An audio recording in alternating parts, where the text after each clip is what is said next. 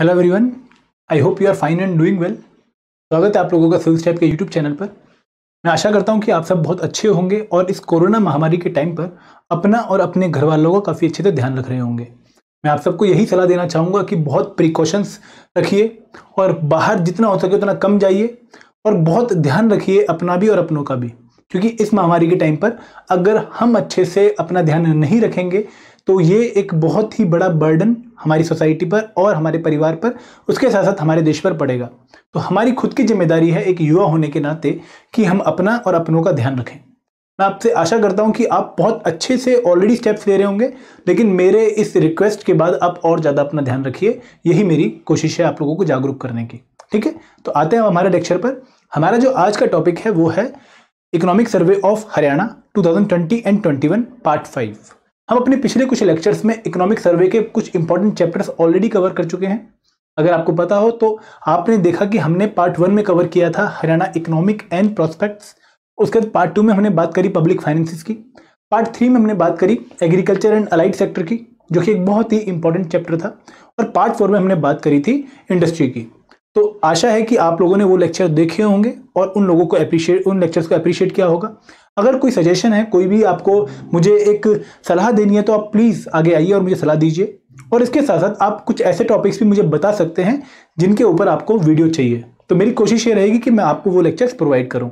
ठीक है, तो आज के इस लेक्चर में हम बात करेंगे economic survey of Haryana 2020-21 part 5। ठीक है, आज का लेक्चर इस सीरीज में हमारा 5वां लेक्चर रहेगा। और यहाँ पर जो हम आज लेक्चर डिस्कस करेंगे, ये एक बहुत इंपॉर्टेंट पार्ट है सोशल सेक्टर का। देखो, जब हम सोशल सेक्टर की बात करते हैं तो वहाँ पर जो हमारा फोकस एरिया होता है वो एजुकेशन और हेल्थ हो जाता है। यहाँ पर हम एक सोसाइटी की बेसिक रिक्वायरमेंट्स को ध्यान में रखकर डेवलपमेंट पढ़ेंगे। ठीक है, कि हमारी सोसाइटी में डिफरेंट लोगों को क्या क्या चीज़ें चाहिए। अगर हम बात करें एक बच्चे की जो कि 3 साल का है और वो अपने 21 साल तक की उम्र तक कौन कौन सी चीज़ों की जरूरत रखता है, तो हेल्थ एंड एजुकेशन सबसे इंपॉर्टेंट एस्पेक्ट हैं जो उस बच्चे को चाहिए उसकी पूरी डेवलपमेंट के लिए। ठीक है, तो आज के इस चैप्टर में हम बात करेंगे एजुकेशन एंड इंफॉर्मेशन टेक्नोलॉजी की, और नेक्स्ट पार्ट में हम बात करेंगे हेल्थ सेक्टर की। ठीक है, तो दोनों ही लेक्चर बहुत इंपॉर्टेंट रहेंगे और आप इनको आराम से पढ़िएगा। ध्यान रखिएगा कि इनमें जो भी इंपॉर्टेंट बातें हैं, कोई भी इंपॉर्टेंट स्कीम अगर मेंशन करी गई है तो उसके बारे में एक बार नेट पर जरूर सर्च कर लीजिएगा, क्योंकि स्कीम्स के रिगार्डिंग जो क्वेश्चन है हरियाणा पेपर में काफ़ी ज़्यादा आते हैं। ठीक है, जब आपने पिछले साल का पेपर दिया हो या देखा हो तो आपको आइडिया लग जाएगा कि लगभग 10 से 12 क्वेश्चन स्कीम से रिलेटेड पेपर में पूछे जाते हैं। ठीक है, अब शुरुआत करते हैं लेक्चर की। तो सबसे पहले हम अगर हरियाणा गवर्नमेंट की बात करें तो हरियाणा गवर्नमेंट ने डिफरेंट स्कीम्स के थ्रू हरियाणा में एजुकेशन का स्तर बढ़ाने के लिए बहुत अच्छे स्टेप्स लिए हैं। बहुत सारी स्कीम्स ऐसी हैं जो ना सिर्फ लोगों को प्रमोट कर रही हैं स्कूल जाने में, उसके साथ साथ वो उन लोगों की स्कूल में रिटेंशन को भी इंश्योर कर रही हैं। और हर एक कैटेगरी की जो कि काफ़ी डिप्रेस्ड थी पहले, जिनकी लिए अपॉर्चुनिटी नहीं थी एजुकेशन सेक्टर में, उनके लिए भी अपॉर्चुनिटी क्रिएट करने की कोशिश करी गई है। अगर हम बात करें हरियाणा गवर्नमेंट की डिफरेंट स्कीम्स की, तो सबसे पहले 1 time cash award for scheduled caste student in class 1st to 8th। वो बच्चे जो कि शेड्यूल कास्ट कैटेगरी से बिलोंग करते हैं और 1st से 8वीं क्लास के बीच में किसी भी क्लास में पढ़ते हैं, तो उन लोगों के लिए, उन बच्चों के लिए 1 टाइम कैश अवार्ड स्कीम है हरियाणा गवर्नमेंट की। देखो, इन स्कीम्स का फायदा क्या होता है। अगर हम देखें कि अगर हम आगे और भी स्कीम्स पढ़ेंगे जो कि SC ST या बैकवर्ड क्लास के लोगों के लिए है, बिलो पॉवर्टी लाइन के लोगों के लिए है, तो इन स्कीम्स का बेनिफिट क्या है। बेसिकली इन स्कीम्स का सबसे बड़ा बेनिफिट ये है कि उन लोगों के लिए जो कि बहुत अनेबल हैं एजुकेशन फैसिलिटीज़ को एक्सेस करने के लिए, उनके लिए एजुकेशनल एवेन्यूज़ को खोला जाए, उनको एक्सेस टू एजुकेशन प्रोवाइड किया जाए, उनके लिए अच्छी अपॉर्चुनिटी प्रोवाइड की जाए फॉर द क्वालिटी एजुकेशन। इसके साथ साथ उन लोगों की रिटेंशन बढ़ाई जाए एजुकेशनल इंस्टीट्यूशंस में। देखो, क्या होता है कि कई बार जो गरीब होता है या जो SC ST कैटेगरी का आदमी होता है, वो कोशिश करता है कि मेरा बच्चा पढ़े, वो स्कूल भेज भी देता है, पूरी कोशिश करके भेज देता है और अपनी डेली जो रिक्वायरमेंट है उनमें कटौती करता है कि मैं अपने बच्चे का पढ़ाई लिखाई का खर्चा उठा सकूं। लेकिन बाद में स्कूल के खर्चे ऐसे आ जाते हैं कि उसको ना चाहते हुए भी अपने बच्चे को स्कूल से निकालना पड़ता है। तो हरियाणा गवर्नमेंट की कोशिश क्या है कि अगर मान लो एक बार बच्चा स्कूल में आ गया तो उसको रिटेंट किया जाए, उसको रोका जाए, स्कूल में कोई ऐसी अपॉर्चुनिटी ना दी जाए पेरेंट्स को कि वो उसे बहाना मानकर अपने बच्चे को स्कूल से निकाल लें। ठीक है। इसके साथ साथ जो एजुकेशन है वो प्रोवाइड करने की कोशिश की जाए SC ST कैटेगरीज के लोगों को, BPL कैटेगरी के लोगों को, ताकि वो अपना फ्यूचर सिक्योर कर सके, अपने बच्चों का फ्यूचर सिक्योर कर सके। ठीक है। तो जो ये one time cash award scheme है, यहां पर एक बार वन टाइम अलाउंस दिया जाता है for purchasing different stationery item. अगर मान लो बच्चे ने स्टेशनरी का आइटम परचेज करना है तो उसके लिए सरकार उसे वन टाइम असिस्टेंस देगी। इसके साथ साथ मंथली स्टाइपेंड है to all schedule caste student in class 1 to 8। और ये स्कीम 2008-2009 से शुरू करी गई थी, just like the previous scheme. ये दोनों स्कीम 2008-9 में आई हैं। ठीक है। स्कीम्स का इनिशियल ईयर बहुत जरूरी है। अगर हम हरियाणा के पेपर की बात करें, प्रीलिम्स की खासकर, तो इन ईयर्स का तो खास ध्यान रखना। तो ये जो स्कीम है मंथली स्टाइपेंड, तो यहाँ पर क्या हो रहा है, बेसिकली जो 12 मास होते हैं साल में, 12 मास का स्टाइपेंड दिया जाएगा एक SC ST कैटेगरी के बच्चे को, SC कैटेगरी के बच्चे को। और ये जो स्टाइपेंड है ये 4 इंस्टॉलमेंट्स में दिया जाएगा, मतलब हर 3 महीने बाद उसको एक किस्त मिलेगी मंथली स्टाइपेंड की फॉर्म में। तो 3 महीने का स्टाइपेंड उसे एक बार मिलेगा 3 महीने बाद। और यहाँ पर बोला गया कि टीचर एक खासकर ध्यान रखे कि वो बच्चा जिसकी जो स्कूल में अटेंडेंस है वो 50% से कम है, उनको ये स्टाइपेंड ना मिले। मतलब क्या है कि इस स्टाइपेंड के थ्रू एक तो उन लोगों की जो एजुकेशनल सिचुएशन है उसको इंप्रूव करने की कोशिश करी जा रही है कि उनके पास कुछ पैसा जाए ताकि वो अपना डेली का जो खर्चा है पढ़ाई से रिलेटेड वो उठा पाएं। उसके साथ साथ एक और कोशिश क्या करी जा रही है कि इनकी बहुत ही अच्छी अटेंडेंस इंश्योर करी जाए in the educational institution, for example school. तो बोला गया कि अगर मान लो किसी बच्चे की अटेंडेंस 50% से कम है तो उसको ये स्टाइपेंड नहीं मिलेगा। बच्चे की 50% से ऊपर अटेंडेंस होनी चाहिए, तभी उसे अगली क्वार्टर में जो स्टाइपेंड है वो मिलेगा। ठीक। फिर आती है monthly stipend for BPL and BCA student in class 1 to 8। मतलब वो बच्चे जो ब्लू पॉवर्टी लाइन फैमिली से बिलोंग करते हैं या फिर जो बैकवर्ड क्लास A कैटेगरी के हैं। ठीक है। इन स्टूडेंट्स के लिए भी क्या है, मंथली स्टाइपेंड है, just like the previous scheme. इस स्कीम में भी जो मंथली स्टाइपेंड है 12 महीने का, वो 4 इंस्टॉलमेंट्स में मिलेगा 3 मंथ की ड्यूरेशन पर। और यहां पर भी अगर किसी बच्चे की अटेंडेंस 50% से कम है तो उसको ये स्टाइपेंड नहीं मिलेगा। क्लियर है। फिर आता है providing free bicycle to SC students boys and girl studying in class 6। जो बच्चे 6ठी क्लास में पढ़ रहे हैं, जिनका स्कूल दूसरे गांव में है और मिनिमम डिस्टेंस 2 गांवों के बीच में 2 किलोमीटर से ज्यादा है, तो उन SC ST के बच्चों को, SC कैटेगरीज के बच्चों को, ST कैटेगरी में इसलिए बोला क्योंकि जनरली हम SC ST कैटेगरी के लिए कंबाइंड स्कीम देखते हैं, पर ये हरियाणा में जो कैटेगरीज हैं SC स्टूडेंट्स के लिए, ध्यान रखिएगा इसका। ठीक है। तो यहाँ पर उन बच्चों को जो SC कैटेगरी से बिलोंग करते हैं, भले ही वो लड़का हो भले ही वो लड़की हो, अगर वो 2 किलोमीटर के फासले पर किसी स्कूल में जा रहा है पढ़ने, तो उसको बाइसाइकिल दी जाएगी सरकार के द्वारा। क्लियर है। तो ये स्कीम कब से चली है? ये स्कीम 2008-9 से चल रही है। जो BPL और BCA कैटेगरी के लिए स्कीम है ये 2009-2010 से चल रही है। इन ईयर्स का खास ध्यान रखिएगा आप। ठीक है। फिर एक और स्कीम है एजुकेशनल इनकरेजमेंट ऑफ एक्सीलेंस। देखो इस पर्टिकुलर स्कीम में क्या है, ये एक स्कीम है जिसका एक और नाम क्या है, Rajiv Gandhi scholarship for middle school schemes. ठीक है। इस स्कीम में क्या होता है कि जो बच्चा 6ठी से 8वीं क्लास में पढ़ रहा है, 6 से 8 क्लास के बीच में पढ़ रहा है, और जो अपनी प्रीवियस क्लास में टॉपर आया था, फर्स्ट आया था, जिसके परसेंटेज 60 से ज़्यादा थे, फर्स्ट डिवीजन थी, तो उस बच्चे को, भले ही वो लड़का हो भले ही वो लड़की हो, हर एक क्लास में एक लड़का और लड़की दोनों को ही, जो फर्स्ट आए हैं अपनी क्लास में, पिछली क्लास में, उनको एक पूरी स्कॉलरशिप दी जाएगी लगभग 750 रुपये की, और उनको इंकरेज किया जाएगा कि वो अगली क्लास में भी फर्स्ट आए। तो इस पूरी स्कीम के थ्रू उनको क्या दिया जा रहा है, 750 रुपीज की स्कॉलरशिप दी जा रही है। और ये किन बच्चों के लिए, ये उन बच्चों के लिए जो कि अपनी प्रीवियस क्लास में फर्स्ट आए थे। जैसे मान लो एक बच्चा अगर 5th क्लास में है, तो उस क्लास में जो लड़का और लड़की फर्स्ट आए होंगे उन दोनों को ये स्कॉलरशिप दी जाएगी। क्लियर है। आगे बढ़ते हैं। अब बात करते हैं खाने पीने की कुछ स्कीम्स की। तो आपने देखा होगा कि नेशनल लेवल पर एक न्यूट्रिशनल प्रोग्राम चल रहा है फॉर द स्टूडेंट्स। ये प्रोग्राम है मिड डे मील स्कीम। ठीक है। मिड डे मील स्कीम एक बहुत ही पॉपुलर स्कीम है गवर्नमेंट की, जो कि 2004 के बाद चल रही है, और हरियाणा गवर्नमेंट ने भी इसको 2004 में ही अपना लिया था। इस पर्टिकुलर स्कीम में क्या होता है कि जो प्राइमरी स्कूल के बच्चे हैं और जो अपर प्राइमरी स्कूल के बच्चे हैं, उनको दिन में लंच टाइम में खाना मिलता है। ठीक है। तो this is a centrally sponsored scheme, और इस स्कीम के under hot cooked food provide किया जाता है to the children of primary class. Primary class का मतलब क्या, 1st से लेकर 5th क्लास के बच्चे, एंड अपर प्राइमरी क्लास 6 से लेकर 8वीं क्लास के बच्चे, in the government, local bodies and government aided privately managed primary school. देखो आपसे कैसे क्वेश्चन पूछ सकते हैं इस लाइन पर ही, कि आपको बोलेंगे कंसीडर द फॉलोइंग स्कूल्स, आपको बोल देंगे private school, government school, local body school, government aided, privately managed school.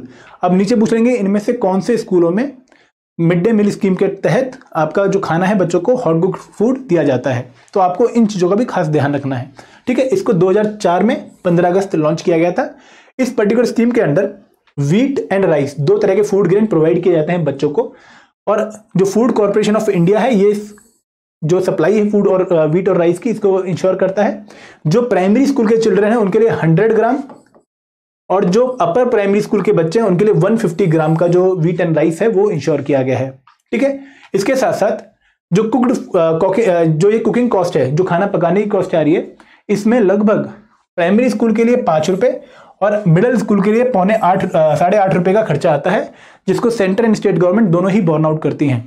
ऊपर वाला खर्चा भी, जो फूड ग्रेन का खर्चा भी आ रहा है, ये दोनों ही केसेस में सेंटर एंड स्टेट गवर्नमेंट दोनों ही इक्वली कंट्रीब्यूट करती हैं। और ये पैसा कंट्रीब्यूट किया जाता है 60:40 में, ठीक है। 60% पैसा सेंटर से आता है और 40% पैसा कौन देता है? स्टेट गवर्नमेंट देती है। इसके साथ साथ जो स्कूल हेड है उनको बोला गया है कि वो 20 रेसिपीज बनाएं और बच्चों में उनको सर्कुलेट करें। और इन रेसिपीज को इस तरीके से डिजाइन किया जाए कि जो प्राइमरी स्कूल का बच्चा है उसके लिए 450 कैलोरी और 12 ग्राम प्रोटीन हो, और जो अपर प्राइमरी का उसके लिए 700 कैलोरी एंड 20 ग्राम प्रोटीन हो उस पर्टिकुलर रेसिपी में। तो यहाँ पर व्हीट, राइस, बाजरा, इन तीनों ग्रेन के हिसाब से कुछ रेसिपीज बनाई जाती हैं, जैसे खिचड़ी बना ली या पकौड़े बना लिए, है ना, मीठे पकौड़े। तो ऐसी चीज़ों को बच्चों में सर्कुलेट किया जाता है ताकि उनकी जो न्यूट्रिशनल कैपेसिटी है वो बढ़ाई जा सके और वो अपने खाने को इंश्योर कर सकें विद इन द स्कूल, है ना। तो यहाँ पर एक और चीज़ है कि 20 ml फ्लेवर्ड मिल्क भी प्रोवाइड किया जाता है बच्चों को, और ये जो फ्लेवर हैं डिफरेंट हो सकते हैं। इसके साथ साथ फोर्टिफाइड आटा भी दिया जा रहा है under the mid day meal scheme. और जो हैफेड ऑर्गेनाइजेशन है हरियाणा की, उनको बोला गया है कि आप फोर्टिफाइड आटा, ऑयल एंड सॉल्ट प्रोवाइड करेंगे बच्चों को उनके mid day meal scheme programme के अंडर। देखो फोर्टिफाइड का मतलब क्या है कि अगर मान लो किसी पर्टिकुलर एरिया में न्यूट्रिशनल क्वांटिटी उनकी फूड डाइट में कम है, जैसे हम क्या कहते हैं कि हमें एक बैलेंस्ड डाइट लेनी चाहिए। जब हम बैलेंस्ड डाइट की बात करते हैं तो उसका मतलब क्या है कि उस डाइट में मेजर एंड माइक्रो दोनों तरह के न्यूट्रिएंट बहुत पर्याप्त मात्रा में होने चाहिए। अगर मान लो किसी पर्टिकुलर डाइट में वो पर्याप्त मात्रा में नहीं है, जैसे अगर हम बात करें नॉर्थ इंडिया की, तो नॉर्थ इंडिया में जनरली हम दालों से अपना प्रोटीन लेते हैं। लेकिन अगर मान लो हमारे फूड में प्रोटीन की क्वांटिटी कम है तो हम क्या करेंगे? तो उस केस में हम कुछ फोर्टिफाइड चीजें यूज कर सकते हैं। फोर्टिफाइड का मतलब क्या है कि जहां पर डेलिबरेटली, जानबूझ के, वॉलंटरी बेसिस पर हम अपने फूड आइटम्स में कुछ चीजें ऐड कर रहे हैं ताकि उनकी न्यूट्रिशनल कैपेसिटी बढ़ जाए। जैसे अगर हम आटे में कुछ चीजें ऐड करें, व्हीट फ्लोर में कुछ चीजें ऐड करें, विटामिन ए या विटामिन डी ऐड कर दें, या फिर हम अपने नमक में आयोडीन एंड आयरन ऐड कर दें, तो उसको हम फोर्टिफाइड चीज कहेंगे, ठीक है। तो ये रिप्लेसमेंट नहीं होती है बैलेंस डाइट की, पर अगर आप बैलेंस डाइट नहीं ले पा रहे हैं तो इन चीजों को यूज करके आप अपनी न्यूट्रिशनल कैपेसिटी इनहांस कर सकते हैं। तो यहां पर बच्चों की न्यूट्रिशनल कैपेसिटी को ध्यान में रखते हुए उनको फोर्टिफाइड चीजें प्रोवाइड करने की कोशिश करी जा रही है by the HAFED organisation in their mid day meal scheme. इसके साथ साथ राष्ट्रीय पोषण माह रेगुलरली सेलिब्रेट किया जाता है स्कूलों में। तो इस पोषण माह में क्या होता है बेसिकली कि हैंड वॉशिंग प्रोग्राम होता है, या उनको डी वार्मिंग टैबलेट्स दी जाती हैं, डिबेट कंपटीशन ऑर्गेनाइज किया जाता है, डेक्लेमेशन कंपटीशन ऑर्गेनाइज किए जाते हैं, क्विज कंपटीशन ऑर्गेनाइज कराए जाते हैं, जहां पर न्यूट्रिशन के रिगार्डिंग बच्चों को जागरूक करने की कोशिश की जाती है। इसके साथ साथ एक और जो बहुत इंपॉर्टेंट प्रोग्राम चल रहा है वो है किचन गार्डन प्रोग्राम। मतलब क्या कि जो बच्चों का स्कूल है का एरिया है, या बच्चों के जो वार्डन है उनका कोई स्कूल का एरिया है, तो वहां पर जो डिफरेंट क्रॉप्स, जो डिफरेंट चीजें यूटिलाइज होती हैं खाना बनाने में, उनको उगाया जाए ताकि बच्चों को बाहर की चीजों पर डिपेंड ना कराया जा सके, क्योंकि उनकी क्वालिटी क्या है वो हमें पता नहीं होगी। लेकिन अगर हम अपने ही आंगन में कुछ चीज उगा रहे हैं तो हमें पता है कि ये चीज बहुत अच्छी हमने उगाई है, ठीक है। आगे बढ़ते हैं, अब बात करते हैं समग्र शिक्षा अभियान की।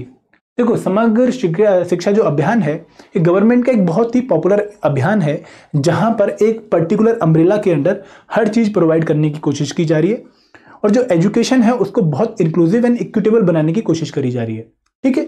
तो इस पर्टिकुलर स्कीम में हरियाणा गवर्नमेंट भी बहुत एक्टिवली पार्टिसिपेट कर रहा है, और ये क्या इंश्योर कर रहा है? Inclusive and equitable quality of education from pre nursery. Pre nursery का मतलब क्या है? Early education and child care से लेकर टू सीनियर सेकेंडरी स्कूल 12वीं क्लास तक, in accordance with the sustainable development goal, जो कि 2030 तक हमें अचीव करने हैं। और उसमें भी जो सस्टेनेबल डेवलपमेंट गोल 4 है वो आपका एजुकेशन से डील करता है। तो इस प्रोग्राम के अंडर आपके डिफरेंट स्कीम्स चल रही हैं, जैसे 1 से 8वीं क्लास के बच्चे को फ्री टेक्स्ट बुक प्रोवाइड करी जाएंगी। कुछ पैसा खर्च किया जाएगा ताकि लोगों को इस पर्टिकुलर स्कीम के बारे में बताया जा सके, अवेयरनेस प्रोग्राम चलाने के लिए पैसा खर्च किया जाएगा।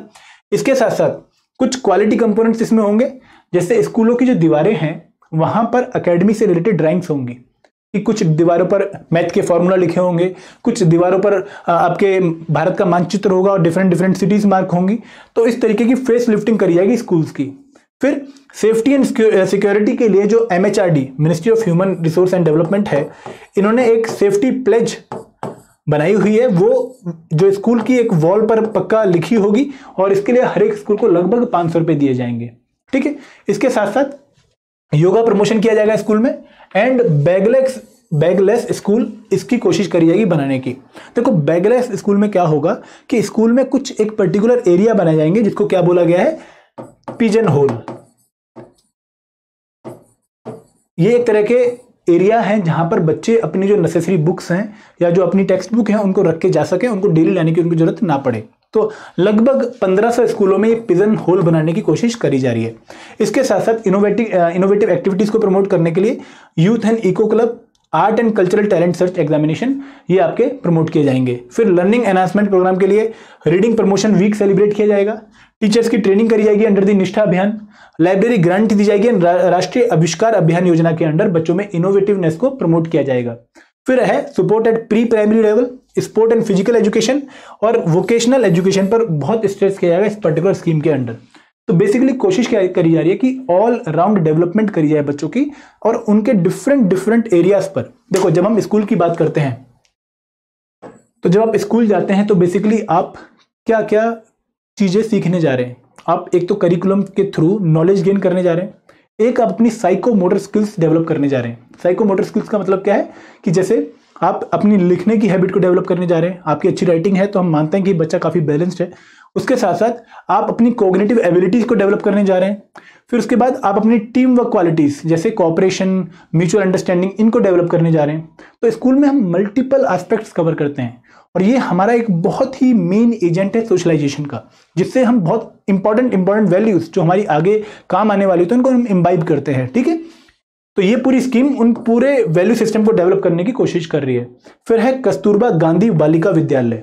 जो कस्तूरबा गांधी बालिका विद्यालय है, यहाँ पर बेसिकली जो लड़कियां 6ठी से 12वीं क्लास में हैं, पहले 6ठी से 9वीं क्लास में फोकस किया गया था, अब 9वीं से 12वीं वालों पर ही फोकस किया जा रहा है। उन लड़कियों के लिए रेजिडेंशियल स्कूल्स बनाए जाए, रेजिडेंशियल एरिया बनाए जाए। तो इनके लिए residential school and hostel setup किए जा रहे हैं ताकि जो डिसएडवांटेज ग्रुप की लड़कियां हैं जो कि एजुकेशन पर्पस के लिए गांव से बाहर नहीं जा सकती हैं क्योंकि घर वालों को डर होता है, उनके लिए पूरा एक एवेन्यू क्रिएट किया जाए ताकि वो बाहर जाने में डरे ना और सरकार द्वारा बनाए गए इन हॉस्टल्स में वो आराम से अपनी एजुकेशन कंप्लीट कर सकें। क्लियर है? यहां तक आगे बढ़ते हैं। अब बात करते हैं सेकेंडरी एजुकेशन की। देखो सेकेंडरी एजुकेशन के लिए बहुत इंपॉर्टेंट ग्रांट्स डिफरेंट एरियाज में सरकार टाइम टू टाइम दे रही है। For example information and communication technology development पर, स्पोर्ट्स की डेवलपमेंट पर और बुक बैंक बनाने के लिए लाइब्रेरी की फॉर्म में कि वहां पर सारी बुक्स हों ताकि बच्चे को कहीं इधर उधर ना जाना पड़े और इन लाइब्रेरी से वो बुक्स इशू कराता रहे फॉर अ लॉन्ग और शॉर्ट पीरियड ऑफ टाइम।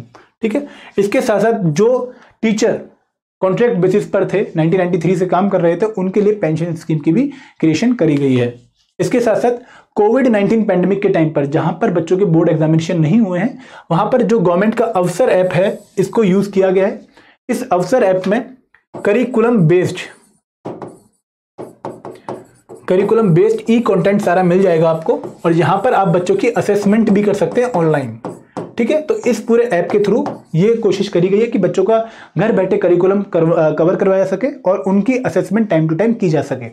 उसके बाद क्या है, एक सुपर 100 प्रोग्राम चलाया जा रहा है हमारी गवर्नमेंट के द्वारा। इस सुपर 100 प्रोग्राम की जो बेसिक बैकग्राउंड है वो कहीं ना कहीं सुपर 30 बिहार के जो आनंद कुमार जी का इंस्टीट्यूट है उससे रिलेट करती है।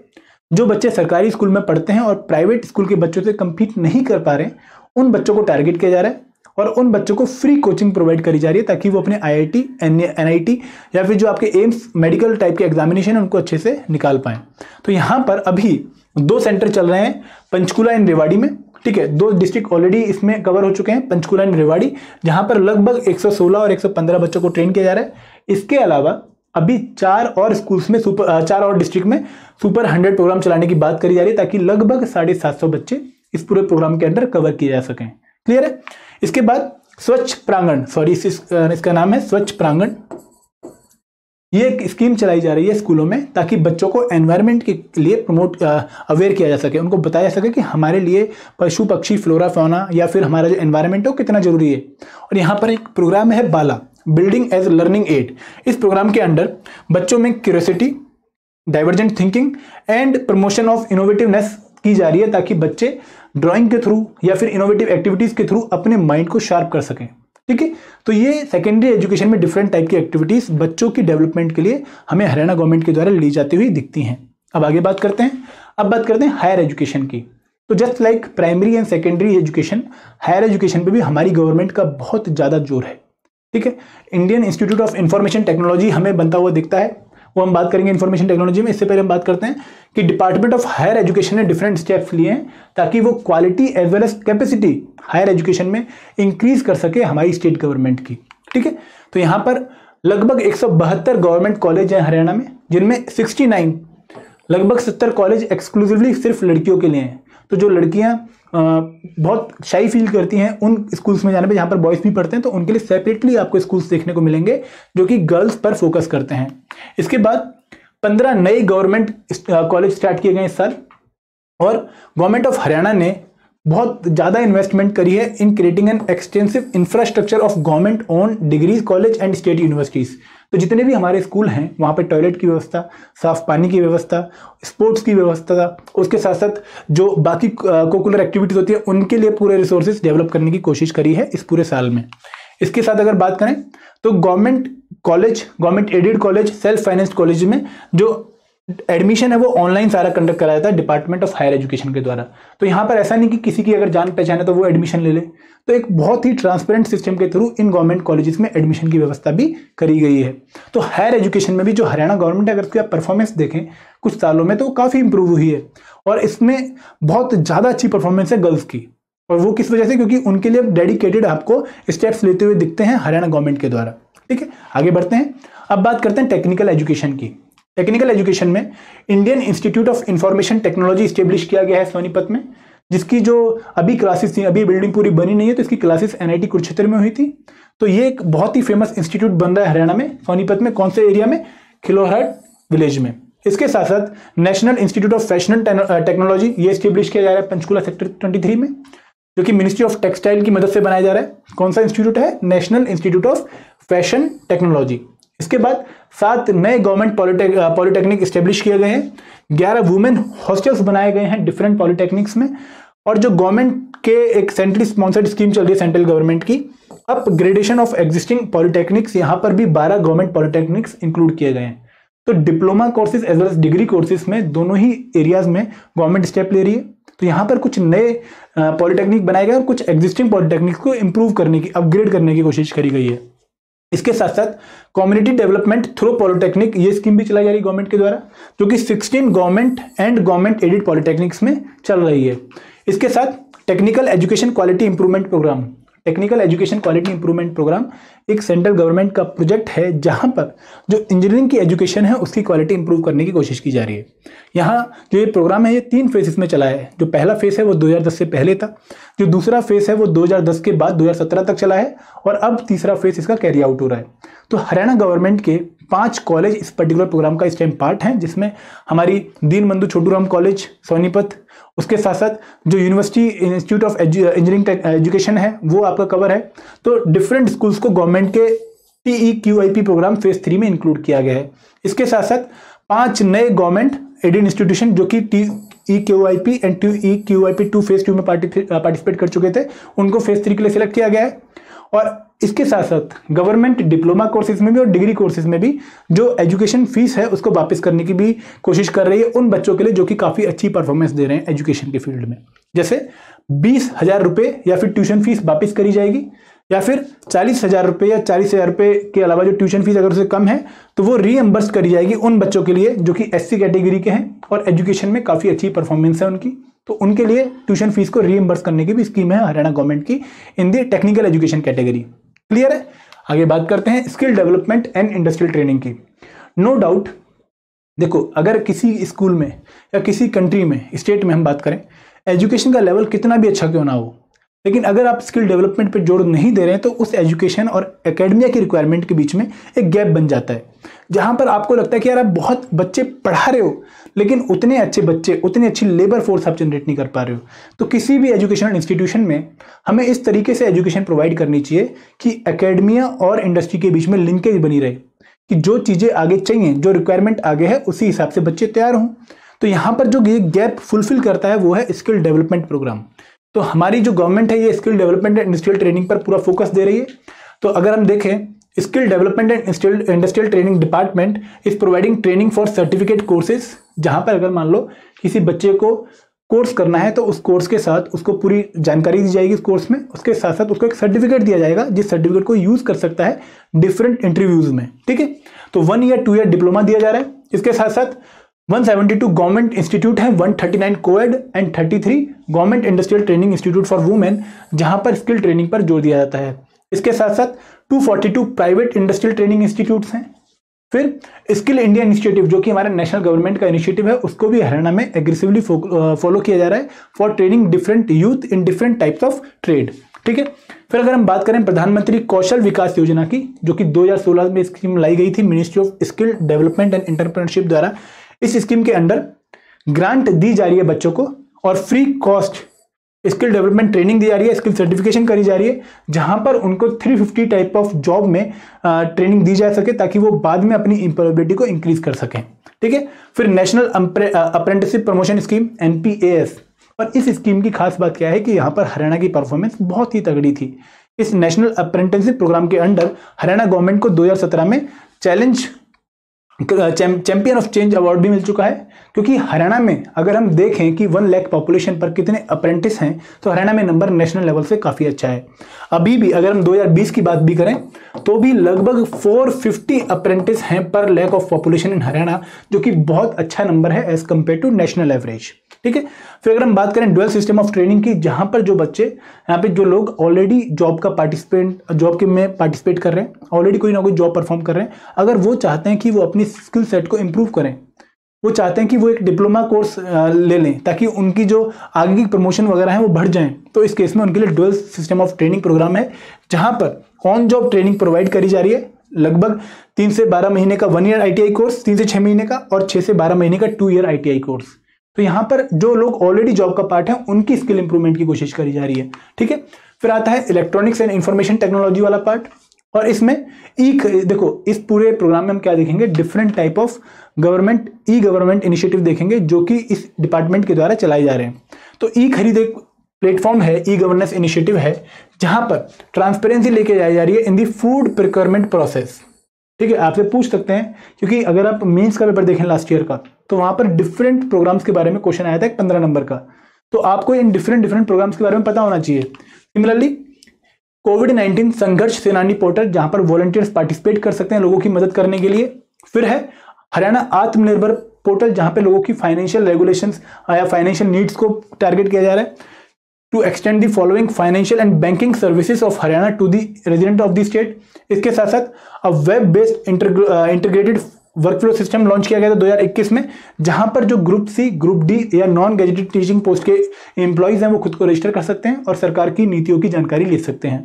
इसके साथ साथ स्टेट वाइड एरिया नेटवर्क है, जिसको RailTel corporation of India limited manage कर रही है, जहां पर different type of services provide करी जा रही हैं। ठीक है, इसके साथ साथ जो ग्राम पंचायत हैं, 6000 से ज्यादा ग्राम पंचायत में जो भारत गवर्नमेंट की भारत नेट स्कीम चल रही है, जहां पर फ्री वाईफाई या ऑप्टिकल फाइबर नेटवर्क से पंचायत को कनेक्ट करने का कोशिश की जा रही है, वो हरियाणा स्टेट में काफी अच्छे से एग्रेसिवली प्रमोट की जा रही है। और भारत ब्रॉडबैंड नेटवर्क लिमिटेड के द्वारा 6188 ग्राम पंचायत में इस स्कीम को डिक्लेयर कर दिया गया है, सर्विस रेडी कर दिया गया है। ठीक है, ये प्रोजेक्ट कौन सा है, Bharat net project of government of India.